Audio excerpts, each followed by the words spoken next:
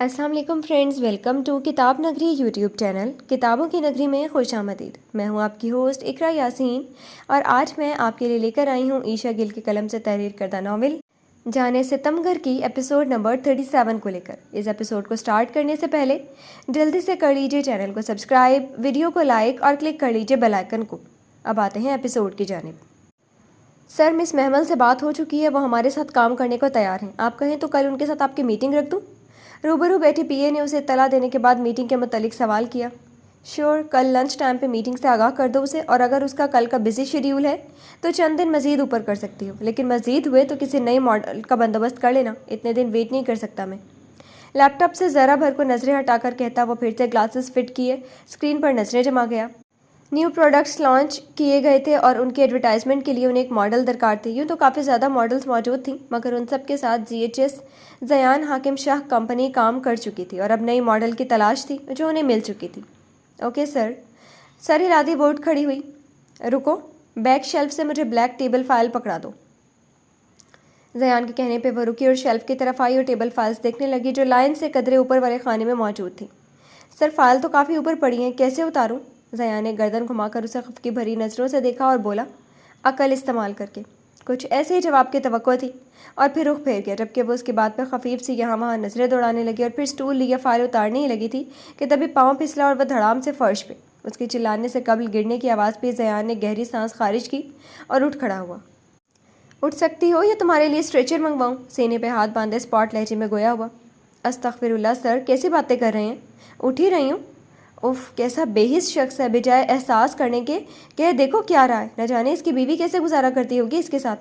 दर्द तो जगह जगह से उठ रहा था, मगर चूंकि उस शख्स से मदद की कोई उम्मीद न थी, सो हिम्मत और दर्द बर्दाश्त करती ही उठ खड़ी हुई। वो खुद स्टूल पे चढ़ा और फाइल लिए वापस बैठ गया। चंद टेबल्स बनाई हैं, उन्हें भी प्रिंट आउट करवा कर उसमें शामिल कर लेना। कुछ देर बाद आकर फ़ाइल ले जाना। उसकी हालत पे एक नज़र डालता वो फ़ाइल खोले देखने में मगन था। ओके सर, जबकि वो लंगड़ाती हुई रूम से निकल गई। इस शख्स के साथ काम करना बहुत मुश्किल है।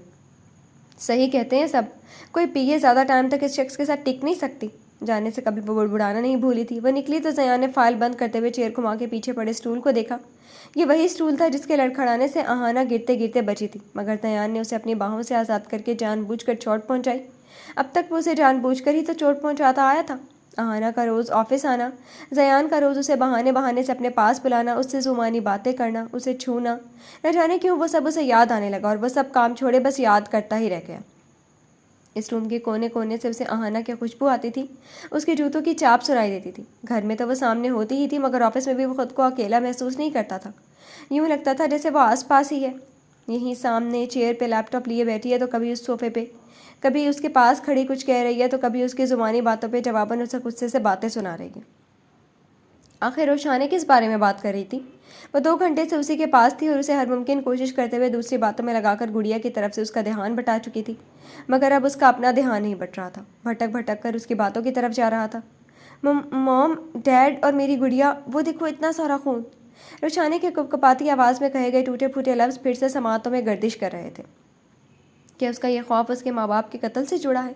उसे जो समझ आ रही थी वो यही थी, मगर सच तो वो सिर्फ ज़यान और रोशानी से ही जान सकती थी, मगर ये भी जानती थी कि वो दोनों उसे कभी भी कुछ बताने वाले नहीं थे। वो खिड़की के पास खड़ा फ़ोन पे किसी से महवे गुफ्तगू था जब दरवाजे पे दस्तक हुई। यस, कम इन। मोबाइल पल भर को कान से हटाकर अंदर आने की इजाज़त देता वो फिर से मसरूफ़ हो गया, मगर टिक टिक की आवाज़ पे उसे फिर से नज़रें घुमाना ही पड़ी। और जब नज़रें घुमाई तो हाई हील्स, स्याह जीन्स पे सुर्ख टॉप पहने, शोल्डर कट ऊपर से आधे स्याह और जबकि नीचे से सुर्खी डाई बालों वाले सुर्खों सफ़ेद रंगत और तीखे नकूश लिए बाकमाल शख्सियत का मालिक वो नुस्वानी हुस्न उसके सामने खड़ा था। आई कॉल यू लेटर, ये कहते हुए उसने कॉल कट की। I am महमल। वो मॉडल महमल थे जिसने हाथ आगे बढ़ाकर अपना तारुफ करवाया। आई एम ज़यान, ज़यान हाकिम शाह। जवाबन ज़यान ने भी उसका मखमली हाथ अपने हाथ में लेते हुए तारुफ करवाया। उस तारुफ की दोनों को ही ज़रूरत न थी, मगर शायद रस्म निभाई गई थी। ज़यान के भारी हाथ का लम्स महमल के दिल में हलचल मचा गया। Sit here. ज़यान ने उस सोफे पे बैठने का इशारा किया और फिर उसकी बैठती ही कुर्सी खिसकाए उसके सामने, मगर कुछ फासले पर रखकर बराजमान हो गया। वक्त की काफ़ी पाबंद लगती हो तुम, उसने घड़ी देखते हुए कहा, जहाँ पूरे 2 बज रहे थे और उससे मीटिंग टाइमिंग भी 2 की ही थी। आप कहने का ज़यान से तकल्लुफ़ न किया गया था। अगर हम वक्त की कदर नहीं करेंगे तो वक्त भी हमारी कदर नहीं करेगा, मेरा ये मानना है। صوفے پہ شان سے وہ یوں براجمان تھی جیسے باس زیان نہیں بلکہ وہ ہو۔ متفق، میرا بھی یہی ماننا ہے۔ چلو کوئی تو مجھے میرے جیسا ملا۔ وہ کیوں اتنی فریلی اس سے بات کر رہا تھا آخر؟ محمل مسکرا اٹھی۔ کیا لوگی؟ چائے، کافی اور juice? Only mineral water for always. وہ مسکرایا اور ریسیور اٹھا کر پانی کا آرڈر دیا۔ لگتا ہے خوبصورتی کا یہی راز ہے۔ اف، اس کا یہ دلچسپی بھرا اندازہ برا نہیں ہے۔ وہ بھی اسے دلچسپی بھری نگاہوں سے دیکھتی بولی۔ زیان نے پانی سے بھرا گلاس اٹھا کر اپنے لبوں سے لگایا اور خون بھرتا بولا، میری خوبصورتی کا بھی یہی راز ہے۔ اس بات پہ وہ ہنس پڑی۔ اس کے بولنے کا انداز تو پولائٹ تھا ہی، ہنسی بھی بالکل ویسی ہی تھی، مدھم، ہلکی پھلکی، مہذب سی۔ محمل ہاشم وہ ماڈل تھی جس کے ساتھ کام کرنے کو مختلف برانڈز اور کمپنیز اسے منہ بولی رقم ادا کرتی تھی، اور وہ جس قدر مغروری شخصیت کی مالک تھی، ہر کسی کے ساتھ کام کرنا پسند نہیں کرتی تھی۔ بعض دفعہ تو لٹکائے رکھتی تھی اپنے پرستاروں کو، مگر زی ایچ ایس کمپنی کی طرف سے ملی آفر کو ٹھکرانے کی غلطی وہ نہیں کر سکتی تھی، کیونکہ زی ایچ ایس کمپنی کا آنر زیان تھا۔ وہ زیان جس نے ہر کسی کو اپنا دیوانہ بنا رکھا تھا۔ محمل بھی اس کے چاہنے والوں میں سے تھی، مگر دوسروں کی طرح دیکھتے ہی فلیٹ ہو جانے والی اس کی فطرت نہ تھی۔ اسے چیزیں اچک اچک کر مٹھی میں لینے کی عادت نہ تھی، کیونکہ وہ چلن ہی ایسی چلتی تھی کہ چیزیں اور انسان خود سے مٹھی میں آ جاتے تھے۔ سب سے بڑی اور اہم بات یہ تھی کہ ان کمرشلز میں اسے زیان کے ساتھ ہی کام کرنا تھا، یعنی وہ خوش قسمت تھی کہ اس دفعہ میل ماڈل کے طور پر زیان خود شامل تھا۔ کام کے متعلق بات کر لی جائے؟ پانی آیا، اس نے پیا، اور پھر زیان نے بولنا شروع کیا۔ شیور، ایک لفظی اجازت دی گئی۔ وہ اسے اپنی کمپنی کے رولز اور کام کی نوعیت سے مکمل آگاہی فراہم کرنے لگے، جبکہ وہ ہولے ہولے سر کو جنبش دیتی رہی۔ نیازی کی کل پرسوں سے طبیعت کافی ناساز تھی اور وہ آفس بھی نہیں جا رہے تھے۔ آج بھی لیٹے ہوئے ہی تھے، کچھ وقت قبل ڈنر کر کے دوائی لی تھی جو کہ ہادی نے دی تھی، اور پھر اپنے روم میں چلا گیا۔ اسے کچھ ٹائم اسٹڈی کو دینا تھا اور پھر سونے کے وقت نیازی کے روم میں چلے آنا تھا، کیونکہ اس طبیعت خرابی میں وہ انہیں اکیلا نہیں چھوڑنا چاہتا تھا۔ الیانا آؤٹ آف سٹی تھی، یہاں ہوتی بھی تو کون سا ان کی دیکھ بھال کر لیتی تھی۔ نیچا بھی اپنی سرگرمیوں میں مصروف رہتی، ایک بس ہادی تھا جسے ان کی فکر تھی۔ آہانہ کا نمبر تو آج بھی بند چاہ رہا تھا، سو انہوں نے دل پہ پتھر رکھ کر زیان کو کال ملا ڈالی۔ دوسری بیل پہ کال ریسیو کر لی گئی۔ بولو نیازی، مجھے کیسے یاد کر لیا؟ دوسری طرف سے اس کی وہی رعونت بھری آواز ابھری۔ ایک بار میری آہانہ سے بات کروا دو۔ اس کی فون اٹھاتے ہی دل کی بات زبان پہ لائی۔ معلوم تھا مجھے، اس کے علاوہ بھلا تجھے مجھ سے کیا کام ہو سکتا ہے؟ آخر کو بیٹی کی محبت میں مچلا جا رہا ہوگا، وہ ابھی تک آفس میں ہی موجود تھا۔ مجھے اس کی آواز سنا دو۔ ان کی ایک ہی بات تھی، اور اگر نہ سناؤں تو؟ وہ بے حسی سے گویا ہوا۔ مت بنو اتنے ظالم، گزارش کی گئی۔ یہ تم کہہ رہے ہو؟ تم جو وقت ہاتھ میں ہونے پہ خود ایک بہت بڑا ظالم تھا، مگر پھر جیسے وقت ہاتھ سے نکلا تو زندگی کی کایا بھی ایسی پلٹی کہ ظالم کو اس سے بھی بڑا ظالم مل گیا۔ ویسے یہ تمہارے ساتھ ظلم ہی ہوا ہے۔ ریوالونگ پہ جھولتا وہ رکا اور مصنوعی اظہار افسوس چھاڑتا بولا، جس پہ نیازی جبڑے بھینچ کر رہ گئے، مگر کوئی سخت الفاظ کہنے سے خود کو باز ہی رکھا کہ اس میں ان کا اپنا ہی نقصان ہوتا۔ تم صحیح کہہ رہے ہو، میں تھا ظالم، مگر اب وہ مادہ مجھ میں نہیں رہا۔ میں وقتی طور پر برا بن گیا تھا، مگر حقیقتاً ایسا نہیں ہوں۔ میں نے صرف ان پہ ظلم کیا جو مجھے کھٹکتے تھے، مگر اب احساس ہوتا ہے کہ میں نے کتنا غلط کیا۔ وہ زیان کے سامنے اپنے غلط کاموں پہ شرمندگی کا اعتراف تو کر رہے تھے، مگر وہ اعتراف سراسر جھوٹا تھا۔ انہیں آج بھی اپنے اس قتل پر افسوس نہ تھا، آج بھی لگتا تھا کہ انہوں نے بے وجہ ان کا خون نہیں بہایا تھا۔ ہاں، اپنے اس گناہ کا اعتراف کرتے تھے، مگر اس گناہ پہ شرمندہ نہ تھے۔ اور بدقسمتی سے تمہیں کھٹکنے والے لوگوں کا تعلق میری ذات کے ساتھ تھا۔ تو نے ان پہ ظلم کیا جو مجھ سے منسلک تھے، اور اب میرا ظلم اس وجود پہ اپنا حق رکھتا ہے جو تجھ سے منسلک ہے۔ کہا تھا نا ترسے گا اس سے بات کرنے کو، تو اب ترس۔ لاوا اگل کر وہ ان کی مزید کوئی بات سنے بنا کال کٹ کر گیا اور موبائل کو ہاتھ میں لیے سختی سے دبوچنے لگا۔ بڑا مرد کا بچہ بنا پھرتا تھا، مگر میرے ہاتھوں بھیگی بلی بن کر رہ گیا۔ افسوس نیازی۔ نیازی کی اپنی بیٹی سے ملنے اور اس کی آواز سننے کی تڑپ آج ایک بار پھر اس کے دل کو ٹھنڈک بخش گئی۔ مت ٹھاؤ اس معصوم پہ ستم، مت۔ Hello hello. Niazi hello hello کرتے ہی رہ گئے۔ کیسے تم سے اپنا اور اپنی بیٹی کا پیچھا چھڑواؤں؟ اف اف، کیسے؟ بے بسی ہی بے بسی تھی، کیونکہ زیان سے پیچھے چھڑوانے کا سوچتے تو یہ خوف بھی ساتھ ہی امڑ آتا کہ مرتا مرتا بھی تو سب سامنے لے آئے گا۔ اس کی موت سے راز دفن ہونے والا نہیں تھا۔ سنو، وہ وارڈروب کھولے آج کے کپڑے سلیکٹ کر رہا تھا جب اسے پکارا، جو گارڈن کی ہریالی کو تکتی سوچ رہی تھی کہ کچھ وقت کے لیے اس کا دل بھی یوں ہی ہرا بھرا ہوا تھا۔ اس کے دل میں بھی سبز چادر بچھی تھی اور اس چادر پہ متعدد رنگوں کے پھول کھلے تھے، مگر اس شخص نے ایک ایک پھول کو توڑنے کی بجائے یکدم ساری چادر ہی کھینچ ڈالی تھی۔ تم سے مخاطب ہوں، سنائی نہیں دے رہا؟ اب کہ وہ چونکی اور اس کی طرف دیکھا۔ یہاں آؤ۔ انگلی اوپر نیچے کرتے ہوئے اپنی طرف آنے کا اشارہ کیا گیا۔ وہ چپ چاپ چلی آئی۔ یہ شرٹ پکڑو اور 2 منٹ میں پریس کر کے لاؤ۔ زیان نے جامنی رنگ کی شرٹ اس کی طرف اچھالی جسے وہ فوراً پکڑ نہ سکی تو نیچے گر گئی۔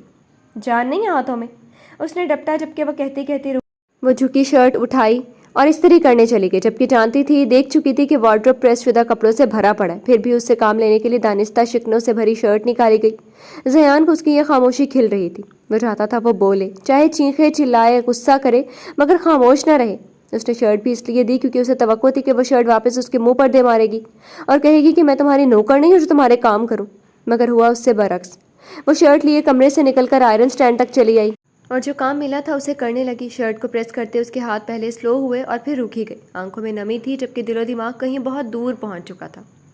ماضی: ارے واہ، آج تو میری بیٹی بہت پیاری لگ رہی ہے ماشاءاللہ۔ آج آہانہ کے اسکول میں اینول فنکشن تھا اور اسے گھر سے ہی ریڈی ہو کر جانا تھا۔ اس نے ایک ٹیبلو میں پارٹیسپیٹ کیا تھا۔ وہ کرنا تو نہیں چاہتی تھی کہ ہر چیز سے دل اٹھ چکا تھا، مگر ٹیچر اور زاوش نے فورس کیا۔ ٹیچر کی زاوش سے اس بارے میں میٹنگ ہو چکی تھی کہ آہانہ پڑھائی میں اتنی ڈل کیوں ہوتی جا رہی ہے، نہ کسی ایکٹیویٹی میں پارٹیسپیٹ کرتی ہے، نہ کلاس میں کسی سے بول چال ہے۔ آخر ایسا کیا ہو گیا ہے جو اتنی گمسم ہو گئی ہے؟ تو اس پہ زاوش نے سب تو نہ بتایا، مگر یہ ضرور کہا کہ اس کے اور اس کے ہسبینڈ کے درمیان تعلقات کچھ ٹھیک نہیں چل رہے اور ان کا یہ رشتہ ان کی بیٹی پہ برے اثرات ڈال رہا ہے، مگر وہ چاہتے ہوئے بھی کچھ نہیں کر سکتی۔ ٹیچر نے کہا اگر اپنے تعلقات بہتر نہیں کر سکتے تو مشورہ دیا کہ اسے اسکول سے منسلک ہاسٹل میں داخل کروا دیں۔ آپ دونوں سے دور رہے گی، لڑائی فساد نہیں دیکھے گی تو دھیرے دھیرے پہلی سی ہوتی جائے گی۔ مگر نیازی کسی صورت راضی نہ تھے۔ ڈیڈ یقیناً میرا ٹیبلو دیکھنے نہیں آئیں گے، ہے نا؟ آہانہ کے سوال پہ وہ خاموش ہی رہ گئیں کیونکہ ان کے مطابق واقعی ان کے پاس ان کاموں کے لیے وقت نہ تھا۔ بیٹا ڈیڈ سے کہا تھا میں نے، مگر انہیں آج کل کافی مصروفیت ہے، سو نہیں آ پائیں گے، مگر میں چل تو رہی ہوں آپ کے ساتھ۔ اس نے آہانہ کا موڈ بہتر کرنا چاہا، موڈ ٹھیک تو نہ ہوا، مگر مصنوعی مسکراہٹ لبوں پہ سجانی ہی پڑی۔ اس نے ماں باپ اور اولاد جیسے انمول رشتے پہ اداکاری کی تھی اور یہ دیکھ کر زاوش کی آنکھوں میں آنسو آ گئے کہ جیسا اس نے ٹیبلو میں دکھایا تھا ویسا وہ دونوں اس کے لیے نہیں کر پا رہے تھے۔ وہ اکیلی کیا کرتی؟ اس اکیلی کی توجہ محبت ہی تو ضروری نہیں تھی، باپ کی محبت بھی تو ضروری تھی۔ بہت اچھی پرفارمنس دی آپ نے، کمال کر دیا آہانہ۔ فنکشن ختم ہوا تو زاوش نے دل و جان سے اس کی تعریف کی۔ ایسے والدین کہاں ملتے ہیں مام؟ کھوئی سی وہ ایسے سوال کر گئی جس کا جواب دینا اس کے لیے بہت مشکل تھا۔ آپ کے ڈیڈ آپ سے بہت پیار کرتے ہیں۔ والدین میں یقیناً وہ صرف باپ کی بات کر رہی تھی، تبھی زاوش نے کہا آپ سے بھی تو کرنا چاہیے۔ وہ ایسی باتیں کر کے اسے بار بار چپ لگا دیا کرتی تھی۔ کرتے ہیں آہانہ، بس کبھی کبھی غصہ آ جاتا ہے اور وہ تو سبھی کو آتا ہے، کوئی بڑی بات نہیں۔ وہ سب دیکھتی تھی اپنی آنکھوں سے، پھر کیسے مان لیتی ایسے پیار کو؟ غصے میں وہ آپ کو مارنے لگ جاتے ہیں، کہتے ہیں آپ بے حیا عورت ہیں۔ ایسے شوہر کی محبت پہ میں کیسے یقین کروں مام؟ مجھے نفرت ہے ایسے لوگوں سے۔ بیٹی کے منہ سے یہ سب سننا زیادہ تکلیف دہ تھا۔ اسے باپ سے نفرت ہو ایسا وہ کبھی نہیں چاہتی تھی، کبھی اسے باپ کی طرف سے بدگمان نہیں ہونے دینا چاہتی تھی۔ ہر شوہر ایک سا نہیں ہوتا ہنی، کچھ بہت محبت کرنے والے، پرواہ اور فکر کرنے والے اور عزت دینے والے ہوتے ہیں، جبکہ کچھ بہت ظالم ہوتے ہیں، بہت اذیت پہنچاتے ہیں، جیسے کہ ڈیڈ۔ وہ اس کے بات کے بیچ میں بولی تو زاوش نے ایک سرد آہ خارج کی۔ ایسا نہیں کہو آہانہ، مت کہو ایسا پلیز۔ وہ اس سے زیادہ سن نہ سکی۔ اوکے سوری موم۔ ماں کو تکلیف سے آنکھیں میچتا دیکھ کر آہانہ کو احساس ہوا کہ ایک تو پہلی وہ نیازی کی طرف سے اذیت میں ہے، وہ بھی اسے اپنی باتوں سے دکھ دے رہی ہے۔ کوئی بات نہیں میری جان، بس آپ اپنے ڈیڈ سے اچھے سے پیش آیا کرو، آپ ان سے اپنا رشتہ برا مت کرو۔ وہ اسے سمجھانے لگی۔ آہانہ سمجھنا تو نہیں چاہتی تھی مگر پھر بھی سر ہلا گئی۔ آپ دیکھنا آپ کی زندگی میں تو ایک راجکمار آئے گا، ایک خوبصورت اور رحم دل، بے پناہ محبت کرنے والا شہزادہ، کیونکہ میری بیٹی بھی تو شہزادی ہے نا، احساس مند، درد مند اور دل و جان سے محبت کرنے والی، تو پھر میری بیٹی کو بھی اس کے جیسا انسان ملے گا۔ ہاں ہنی، مجھے یقین ہے وہ آپ کو بہت خوش رکھے گا، بہت قدر کرے گا آپ کی۔ وہ محبت سے آہانہ کے بالوں کو سنوارتی بولی، مجھے نہیں چاہیے کوئی شہزادہ، میں نہیں مانتی، ایسا صرف فیری ٹیلز میں ہی ہوتا ہے۔ اسے ماں کی باتیں صرف لفظوں کا فریب لگیں۔ حقیقت میں بھی ایسا ہوتا ہے گڑیا، بہت شہزادے آتے ہیں مگر اصل شہزادے کی پہچان بے حد مشکل ہوتی ہے۔ اس کے بالوں کو سلاتی وہ اس وقت میں پہنچ گئی جب اس کی زندگی میں بھی ایک شہزادہ آیا تھا، مگر اس شہزادے نے اپنی اصل پہچان اب کروائی اور یہ پہچان جان لیوا تھی۔ اچھا، مگر ہم اس پہچان کو مشکل سے آسان کیسے بنا سکتے ہیں؟ ایک مشکل سوال، بہت سی مشکلوں سے گزر کے مختصر جواب ملا، جیسا کہ اپنا قیمتی وقت دے کر۔ اگر وہ شہزادہ اصل نکلا تو سمجھو زیست کا حاصل ہو گیا، اور اگر دھوکہ اور فریب نکلا تو پھر اپنا کھویا ہوا وہ قیمتی وقت ہم کبھی واپس نہیں پا سکتے، اور میں نے بھی اپنا وہ قیمتی وقت کھو دیا۔ آہانہ آواز میں نرمی گھری تو بھرا سی گئی، مگر ابھی بھی وہ نیازی کے پہلے سے ہونے کی امید رکھے ہوئی تھی۔ اسے تو ابھی بھی امید تھی کہ اس کے کھوئے وقت کا ازالہ ممکن ہو جائے گا اگر پرانے نیازی لوٹ آئے تو۔ ایک خوبصورت، چاہنے والا، رحم دل اور قدردان شہزادہ، یہ لفظ کانوں میں سیسا پگھلا رہے تھے۔ آپ صحیح کہتی تھی مام، کہ اصل شہزادے کی پہچان کرنا بہت مشکل ہوتا ہے اور اس پہچان کو آسان بنانے کے لیے اپنا قیمتی وقت اس کے نام کرنا پڑتا ہے، اور میں نے کیا بھی، مگر وہ میری زیست کا حاصل نہ بن سکا، وہ تو میرے قیمتی وقت کا ضیاع نکلا۔ گرم پانیوں کا لاوا آنکھوں سے پھوٹ پڑا۔ میں کیسے اس سے اپنے وقت کا ازالہ چاہوں کہ میرا وقت تو ابھی بھی وہ اپنے ہاتھ میں لیے ہوئے ہے، ابھی بھی میری زندگی کے دنوں کو اذیت میں گھول رہا ہے۔ آنسو گال سے ہوتے ہوئے گردن تک پہنچ گئے اور پھر اس کے گرے بان کو بھگونے لگے۔ اچھا ہوا موم آج آپ چلی گئی، ورنہ آج یہاں ہوتی تو اپنی بیٹی کو ایسی اذیت میں دیکھ کر سہال نہ پاتی، اور میں آپ کو کبھی اپنی وجہ سے تکلیف نہیں پہنچانا چاہتی۔ آنسو مسلسل رواں تھے، نہ جانے کی آنکھیں خالی کیوں نہ ہو جاتی رو رو کر۔ تمہارا دماغ تو ٹھیک ہے، یہ کیا کر دیا؟ ماضی میں پہنچی وہ اپنے قریب سے اٹھی دھاڑ کی آواز پہ ہڑبڑائی اور دیکھا تو زیان لال بھبو کا چہرہ لیے اس کے پاس کھڑا تھا۔ پاگل ہو کیا؟ دھیان کہاں ہے تمہارا؟ تمہیں یہاں ٹسوے بہانے کو نہیں بھیجا تھا؟ وہ نہ سمجھی بھری نگاہیں لیے اسے دیکھ رہی تھی، کیونکہ ابھی بھی معلوم نہ پڑا تھا کہ آخر وہ چلا کیوں رہا ہے۔ شرٹ پریس کرنے کو کہا تھا، اسے راکھ میں تبدیل کرنے کو نہیں، ساری شرٹ جلا کر رکھ دی۔ Stupid idiot. استری بند کرتے ہوئے زیان نے شرٹ اٹھا کر اس کے سامنے کی تو وہ بے اختیار منہ پر ہاتھ رکھ گئی، کیونکہ وہ ایک طرف سے جل چکی تھی اور کب سے جل چکی تھی، اب تو دھواں نکل رہا تھا۔ وہ ماضی میں اتنی غرق تھی کہ نتنوں سے جلنے کی بو ٹکرانے کے باوجود بھی ہوش میں نہ آئی تھی۔ جان بوجھ کر جلائی ہے نا تم نے؟ بولو، جان بوجھ کر کیا ہے نا ایسا؟ شرٹ سٹینڈ پہ پھینکتا اس کے بازو میں انگلیاں گاڑے و برہمی سے گویا ہوا۔ نہیں، میں نے ایسا جان بوجھ کر نہیں کیا، میرا بس دھیان نہیں رہا، وہ صراحتاً گویا ہوئی۔ کہاں تھا دھیان؟ کس کے خیالوں میں کھوئی ہوئی تھی جو میرے کام کو فراموش کر بیٹھی؟ انگلیاں مزید زور سے گاڑنے کی کوشش کی گئی، بازو کا سارا خون ہی اس حصے میں جمع ہونے لگا جسے زیان نے دبوچ رکھا تھا۔ بولو، کس کی یادوں میں کھوئی ہوئی تھی؟ بسیلا لہجہ، اس کے لفظوں کی مار بہت بری لگی۔ بازو کا درد یکسر غائب ہو گیا، اس کے لفظ ہی درد کو کافی تھے۔ اب جواب نہیں تمہارے پاس، ہوگا بھی کیسے؟ اب سچ تو بولنے سے رہی۔ وہ کیا سچ بولتی؟ سچ تو یہی تھا کہ اس کی زندگی میں اس کے علاوہ کوئی نہ تھا۔ تم جیسا شخص گھٹیا پن کی کسی بھی حد کو چھو سکتا ہے، آج یہ بھی پتہ لگ گیا۔ نہ صرف گھٹیا پن بلکہ وحشی پن بھی کوٹ کوٹ کر بھرا ہے۔